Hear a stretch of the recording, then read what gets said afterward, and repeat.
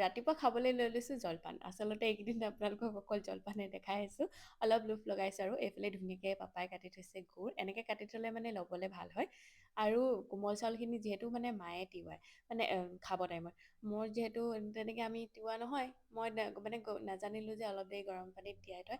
মই মানে কি হ'ল গৰম পানী কৰিলোঁ আৰু খৰাহীটোত দি পিনে তেনেকৈ দি দিলোঁ। সেইকাৰণে অকণমান টান হ'ল, তথাপিও খাবলৈ ভালেই হৈছে।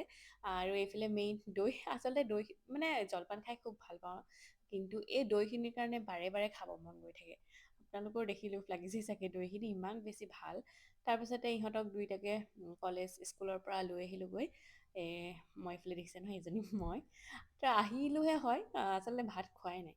আকৌ জলপানে খাব মন গ'ল, দেখিছে নহয় ধুনীয়াকৈ ৰ'দত বহি আকৌ জলপান এক বাতি খাই লৈছোঁ। মানে যিমানখিনি তিয়াইছিলে বহুত হ'ব নিচিনা লাগিছিলে, কিন্তু দুবাৰত খাই পিনে শেষ কৰি দিলোঁ আৰু। তাৰপিছত ভাইটিক আকৌ টিউশ্যন থ'ব আহিলোঁ খাই মেলি।